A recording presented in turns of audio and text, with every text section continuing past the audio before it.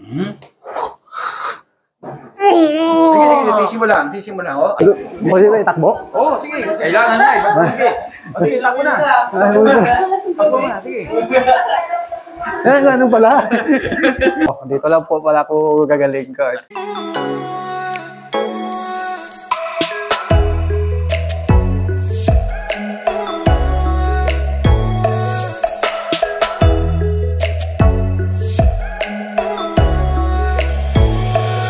Nabalitaan mo lang ito sa Facebook. Opo. At saka yung ano ko po, yung kapatid ko po nagturo sa akin dito. At saka yung ano niya, Facebook mo sa akin. Ganun. Hindi pala ikaw nakakita, yung kapatid mo. Tapos yung kapatid ko dito na rin, nagabili sa'yo ng gamot. Tapos yung sabi niya, pinasa yung Facebook mo sa akin. Ibig sabihin, kliyente na pala rito. Bumibili ng nutrients. Sige. So ano ang health issue nyo? Magkaiba ito, anong nangyari sa'yo? Na ano po, yung bali nalumpo po ako ng mga 3 buwan na may. Ngayon lang po ako nakatayo-tayo. Ba't ngayon? Kailan ka ba huling nakalakad na? Nung mga 1 linggo na siguro may. Nakakatayo? Pero talagang hindi ka ba talagang ano? Hindi pa reach toward yung daan. Okay. Kasi parang paano ang pagtayo at pag-upo mo? Ano po, yung sige nga, ito igamay, pakita mo nga. Sige, pakita mo sa akin. Tinano ko po, paano? Talagang eksakto, paano ka kahirap? Sige nga. Ganyan, tayo. Ganyan? Oo, tapos tutumba. Upo kayo. Pag upo, ganun din, mahirap din. Opo. Lakad ba para makita natin yung report? Sige. Paano? Sige, paano? Yan, ganun? Ganyan ka lumakad? Sige pa. Sige pa, ha? So, ganyan ka lumakad talaga?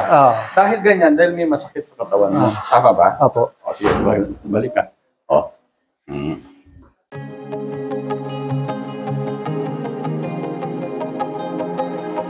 Sige, lalakad ka na, ha? Tayo ka ulit, tayo. Ano, mabilis na? Bumilis? Upo ulit. Kumpara ng kanina, di ba?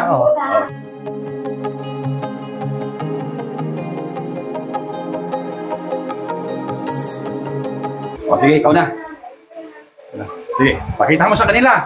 Pambalinsuela! Yan. Ano bumilis ba? Bumilis na ba? Oo, kesa naman kanina. Sige. Mga dalawa pa. Sige. Pwede ba itakbo? Oo, sige. Kailangan na. Sige, takbo na. Takbo na, sige. Ganun pala. Takbo lang pala kailangan Ganun pala yung doc, no? Ayos o. Dalawa pa. Kanina hindi ako makapasok, doc eh. Basta-basta. Masaya ka ba? Masaya si Napanood mo kasi sa Facebook eh, no? Opo. Kaya ka nagpunta? Opo. Noong una, napapanood mo lang ngayon, kung anong binano, di ba? Okay? Totoo ba? Salamat. Totoo po. Salamat po. Salamat po. Ano masabi mo? Salamat sa Panginoon at saka sa iyo. Sige. Tulungan ako po. Sige po. Dito lang po pala ako gagaling ko.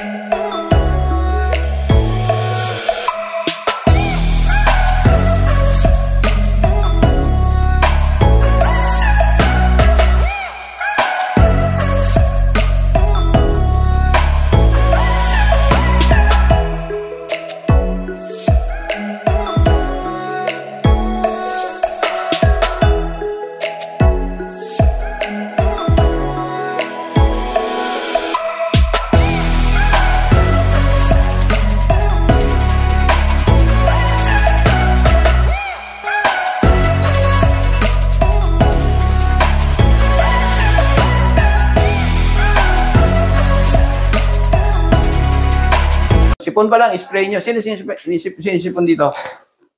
Sprayin mo siya, ha? Spray kayo. Tingnan. Meron na po. Nag-spray kayo? Nakabili na po ako. Kailan pa? Nakalinggo. Nakakatulong. Emergency po kasi nahirapan ako nung Ayun, okay na po. Nakatulong ba yung spray? Opo. Okay nga magsabi. Ito sige sa... Ano sabi nyo? Ano po, nagtumawag po ako dito kasi nahirapan akong huminga. Ubo ako ng ubo. Ang daming antibiotic, ang dami kong gamot. Then nakiusap ako dun sa call center nyo. Oo, may call Sabi ko, i-priority mo ako sa Lala mo. emergency. Sa emergency, dinalhan ako 2 tsaka isang magnet. Ah, Ito ganun. nandito. Ganun. Ngayon wala na po, sa awa ng Ito ba yan? Ito ba yan? Opo, ito, dala-dala ko lagi po. Ayun ha, wag nyo nang ano Ito ha. po. Ubus na nga po, kaya bibili ako ulit. Ayan ha. Ito po, lagi kong dala-dala to. Tandaan nyo. Pati apo ko nagaganito. Oh, Kasi very good mga ha. sila. Ang dami kaming naano yan ha. Ang Natulungan ganda yan. po niyan, promise. Oo. Kahit, lalo ngayon ha, kung sa China, ang totoo ngayon, marami nang napupunong clinic sa Kubo ha, mangyayari sa atin yun. Ganun din sa China ha. Kaya paghandaan nyo, dahil ang hirap, tamaan kayo Nobo, ma-hospital kayo. Kung may mahina pa puso nyo, may stroke kayo, doon kaya may namamatay na matatanda. Ha? Ang ubo, walang gamot. Pero, nagsisimula sa sipon, tama? Opo. Sipon muna. Pag napabayaan nyo, inabot ng 3 araw, 4, wala na, nasa loob na ng baga, magkakatagalan. Pero gagamitin nyo pa rin ito para hindi lumala. Pero kung sipon pa lang, matalas kayo, katulad ng ginawa nyo, Maganda nakarecord. rin po Dok, sa tenga yan. Kasi ang sakit ng tenga ko dati. Kasi nakita ko dun sa okay din sa tenga. Oo. I-sprayan ko yung tenga ko kasi parang masakit, kumikirot. Ang Oo. ganda. Hindi lang kasi ito, ang dati pangalan nito, o multipurpose spray Yung iba alam nyo, kaya sa Las Vegas nagkaroon akong dealer sa Amerika. Yung mga nurse ng Pilipina, sabi ko doon sa dealer ko, ang dealer ko nasa may Quezon City, bakit pa nadala mo sa Las Vegas? May dealer tayo ron. Bakit? Lumakas. Di ba lakas ang COVID? Hindi. Alam mo kung saan? UTI. Ang dealer daw nyo, nurse. Nagkaroon ng UTI, kung ano na ininom, ito inispray sa puwerta. Ayun na isa. Kaya doon sila ay maraming nurse, malaking ospital. Ayan, kaya hindi lang yung sinabi sa tenga, kaya dinugtong ko na, ha? Ito, alam nyo kung ano yung laman nito? Kung ano yung ginagamit ng ating katawan sa loob ng ating katawan na pamatay sa virus at bakterya panlaban. Ano yun? Zinc at ano pa? H2O2. Pero wala naman po akong upo, wala akong upo. Uwi na kayo, parang nahihilo lang ako. Hindi. Sa pag-therapy tayo, yung hilo-hilo, makatutulungan kayo sa therapy. Ibig sabihin nun, may problema yung dugo nyo, yung oxygen, ha? Nakakaano. Mahina ba kayo minom tubig? Medyo Mahina. Dadamihan nyo, ha? Tapos magte-therapy kayo, ha? Okay, mababawasan na. Yung karanasan ko dito sa magnet na to, pero bago ko naalala to, galing na kami dito noon eh. Di ba, nagpaano na kami. Nagano na. So, gumanda pa ganun, pati yung likod ko, yung sa likod ko, hanggang wala na eh. Hindi, wala. Ayos na siya. So, ito lang ngayon, bibiyahin na kami ng Mindanao. Yung aeroplano, habang umakyat yan, may pressure yan. Nahirapan ako huminga. Naranasan niyo ba yung pag huminga, parang may tumutusok sa... Sa akin, lumalala siya ng lumalala. Hindi na ako nagpalata sa magulang ko. Parang kumukulo, parang may... Gumagano habang huminga ako. Medyo matagal, pinabayaan ko lang kasi minsan nawawala, di ba? Hindi, lolang lumalala. Sabi ko, naalala ko yung dugo. Malapit siguro dugo ko. Yun, dumapot, di ba? Nandito na sa akin yung bagong ganyan. Kinuha ko magnet. Pag tapat ko siguro 2 to 3 seconds, ang luwag ng hininga ko, sabi ko, grabe to. Naalala ko lang sa salamat talaga sa kamay talaga. The best. Dun sa may kinalaman ito sa number 2, yung kaninang slide na pinakita namin sa inyo, na yung sa dugo, yun ang pinag-usayan. Kapag acidic ang ating katawan, ibig sabihin kulang sa oxygen, napaplat ang tao. Kung titingnan niyo yung first picture nito, alkaline yan. Yung sakong ang titingnan niyo, yung pitsol, yung sako, tingnan pantay. Pero doon sa acidic, nakita niyo, umaano sa taas kapag nilagyan ng magnet. Diba? Kanina sabi ko, gagamitan natin ng magnet. Ito, calibrated magnet ito, Huwag kayong basta gagamit ng magnet. Dahil ang magnet, nakakabuti, nakakasama. Tandaan nyo, ang dugo natin ay bakal. Kapag gumamit kayo ng magnet na hindi calibrated, pwedeng higupin yung dugo nyo at nakatulog kayo, pwedeng mahirapan kayo huminga at baka atakihin pa kayo. Ito, kahit gamitin nyo ng 24 hours, 7 times a week o 365 a year, days, wala kayong problema dahil ito kinalibrate ko. Kaya ingat kayo, ito, calibrated ito. Ang tawag calibrated magnet. Pag ito acidic kayo, inilagay nyo sa katawan nyo rin, nilagay mo rito, alkaline ka, hindi liliit yung sakong mo, di magpa. Pero pag nilipat mo rito, at nilagay mo acidic ito, lalo masakit ang ulo, makita nyo, magbabago. Kung titingnan nyo yung first picture, alkaline yan. Yung second, acidic, medyo tumataas na. Pero yung kondisyon, kadalasan, wala pang sakit yan. Acidic lang. Tandaan nyo, ang tao, 3 taon bago magkasakit, acidic ang 3 taon, more or less, ha? Depende sa katawan ng tao. Pero pag yan na inabot na ng 3 taon na acidic, dumami na ang bakterya. O, di pwedeng high blood ka, hypertension, diabetes, kung ano-ano pa. O baka may tumor ka. O, kaya iingatan natin. Kaya itong magnet ito, malaking bagay ito pag marunong kayong gumamit. Dahil ito, kayo na mismo magiging doktor sa sarili, kayo mag-i-scan kung may problema sa katawan nyo. Dahil pag ito inalagay nyo kung saan ang acidic ng katawan nyo, ay madidetect, iikli kayo. Kung hindi naman kayo umikli, pantay ang nyo, sakong nyo, alkaline yon. O anong gagawin nyo? Pag nakita nyo acidic, nilagay mo dito acidic, o mag-i-spray lang ito sa ulo. Mamaya, pakikita yung spray to, itong ano to. O yung isa naman, nakita nyo, yung second picture, acidic, medyo miikli na yung maatras na yung sakong niya. O wala pang sakit yan.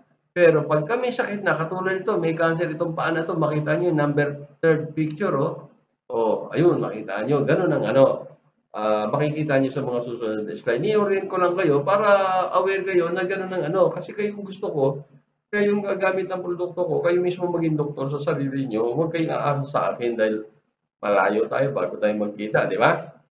Ano yung mukha niya, ha? O, ayan yung may cervical cancer. Ano pangalan mo? Almira Castro. Almira Castro. O, sige, tingnan natin, ha? Ando na yung O, tingnan natin. Ang tao umuurong kapag may sakit, lalo may cancer. Tingnan niyo yung paa. Di ba? Ito, pumasok ito, hinatak ito. Nakita nyo? O. Okay, gagawin natin, spray natin kung may spray. Spray sa ulo, ha?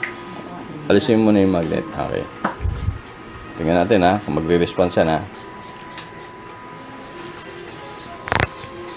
Pero pagka nagaganyan ako, okay ang pakiramdam ko. Kaya may ganito kasi. Importante yan, Yan, sige. Okay.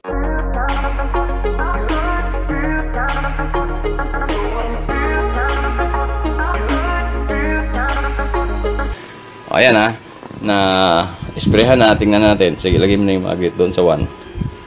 Okay, lagay mo, ha? Yan, o, tingnan, sandali lang yan, tingnan natin. Unti-unti, di ba? O, yun. Magantay na, di ba? Nangawit lang ako, O. Bigat ng pamping. Di ba?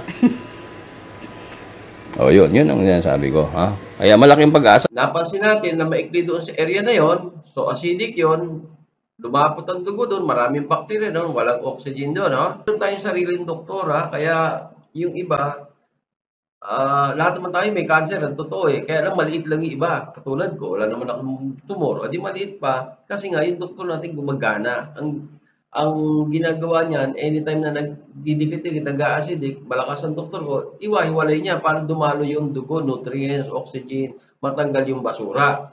Ngayon, ang bakterya sa atin, pag yan acidic, maraming bakterya, lumalaki yan, kaya lumalaki yung worker yan, parang construction na dumadami ang bakterya, lumalaki ang construction, yung building, ganun din sa katawan natin. Dahil ang bakterya sa atin, bad bacteria anaerobic, kinakain yan acidic. Kung acidic, dadami nga sila. Ngayon, nakalas-kalas natin, na-deliver yung oxygen, ayaw ng bad bacteria, yung oxygen, yung anaerobic. O ano mangyayari? Ihinto ang paglaki, maaaring huminto, o lumaki man dahan-dahan dahil may bacteria pa doon sa loob, may pagkain pa sila. Yung alkaline o yung oxygen, hindi nila pagkain yan, aalis sila yan. So, nakuha nyo na.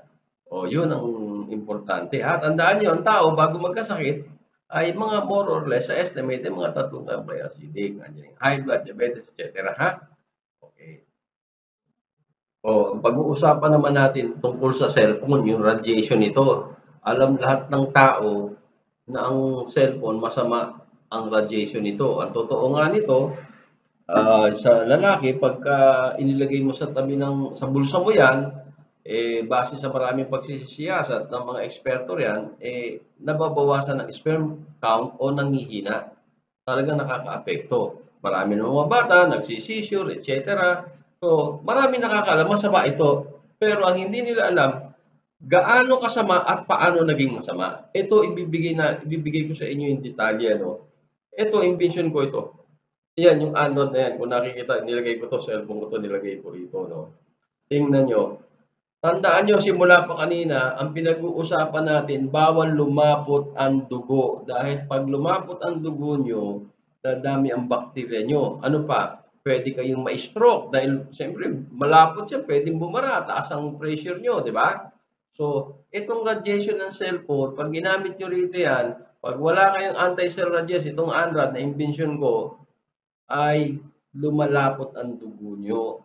Mamaya ipakikita namin sa inyo. At tandaan nyo rin maraming nagbebenta, 25 brands sa buong mundo ang binilang ko dahil galing ako sa Europe, galing Amerika, galing ako China, galing akong Asia, mga 25 brands. Lahat yung pag ginamit mo, umiikli ka o lumalapot ang dugo mo, meron silang pinakikita, ayon tester, wala yun. Huwag kayong maniwala ron, scam yun. Ang tao, bago magkasakit, iikli muna kayo, mawawalan kayo ng oxygen. Tandaan nyo, hindi namamatay sa kahit anong sakit ang tao. Kahit cancer yan, hindi na mamamatay kayo pag naubusan kayo ng oxygen. Ibig sabihin, lumabot ang dugo nyo. Kaya nasa Biblia yan Ano sabi? Ang lahat ng nilalang ang buhay ay nasa dugo. Kaya ito, ipakikita ko sa inyo kung paano lumapot ito. At paglapot nito, hindi lang tayo apektado matatanda. Tayong matatanda, kadalasan acidic tayo. Pero maging yung bata na alkaline na, apektado nito. Ipakikita ko sa inyo yung video mamaya pagkatapos nito. Ang tao na i-stroke, hindi nila alam. Pag gumamit kayo, lumapot, babara maaring sa ulo nyo yan o kaya sa puso nyo, magkakaroon kayo ng ischemic stroke o kaya ischemic heart attack. Babara yan hanggang sa pumutok yung ugat nyo, magiging hemorrhagic stroke na yan o hemorrhagic heart attack na yan. Sige tandaan nyo ito, nagpapalapot ng dugo ito. Ano mangyayari para natin masabi lumalapot? Iikli kayo. Pantay, di ba? O, tingnan mo to, pantay. Tingnan mo muna. Pantay. Di ba? Oo, pantay. O, lagay mo yung cellphone. Ayun, Tawag ka na. Tira mo si cellphone. O. Ano nangyari? Ang bilis naman! Nakayari ka, mas ano ka! Sobra to. Sobra ka, Lagay mo yung sticker. Lagay mo yung sticker. O, lagay mo yung sticker. Ayan, may sticker na. Ang ba? Tingnan mo. Ang bilis. Pumapantay, di ba? Mas adik ka sa cellphone kaysa sa akin. O, sige. Ipakita mo paano pagtanggal. Tingnan mo sa kanya. Tanggalin. Tanggalin, Sige, tanggalin mo yung sticker. O, yan. Tinanggal na, O, tingnan mo. Wow, Lagay mo ulit. Lagay mo. Pakita mo sa kanya habang nilalagay. Asama yun. Tingnan mo kung yung tuwang yan, di ba? O, sige. O, tingnan mo. O, sige. Dali. Magpapantay na, Ayan na. Yung patay na. Tanggalin mo ulit. Isa pa. Tanggalin. Isa na lang. O, lagay mo ulit. Nakita mo, di ba? O, yun. Lagay na ulit, O. Yari ka, mas adik ka sa cellphone. Nakita mo? Masyado kang allergic. Hindi, pareho kayo. Hindi, ako mabagal siya, mabilis. O lumapot yung dugo niya sa ulo. Matanda yun. Kadalasan, matanda. Acidic yan, Pero yung bata, hindi. Natural alkaline yan. Hanggang 18 years old yan, 15 years old. Basta tama lang yung pagkain. Malusog yung bata. Pero tingnan mo, kung paano siya maapektuhan. Alam niyo ba na ang bata, pagka nag-aaral, kailangan ng maraming oxygen yan. Pag gumamit yan, makita nyo, tingnan nyo, bumabagal ang pagkatuto ng na ihirapan matuto ang bata dahil nga kulang sa oxygen dahil gumamit ng cellphone. Bago pumasok sa eskwela, gamit ng cellphone. O nasa eskwelahan, gamit ng cellphone. O magre-review, ganun din. Sayang, mamaya, ipakikita ko sa inyo kung ano ang yan, nasusunod na video na ito. Naman, di ba? Pantay siya, di ba? O, pantay, di ba? O, gamitin mo. Ito. Ayan. Okay, gamitin mo. Lagay sa tenga. Kunyari nakikipag-usap ka. Lagay mo sa tenga. Lagay mo kunyari nakikipag-usap ka. sa tenga niya. O, tingnan nyo ha. O. Ano nangyari? Relax. Nakita nyo, di ba? Lumiit, o. Tanggalin mo. Nakita nyo, lumiit, di ba? O, tanggalin mo. Bitawan mo dito. O. Pumantay, di ba? Opo. O, gamitin na. Hawakan mo. Yan. O, sige. Kunyari, ha. Usap. Yan, ha. O, tingnan mo. Oh, wala, di ba? Wala.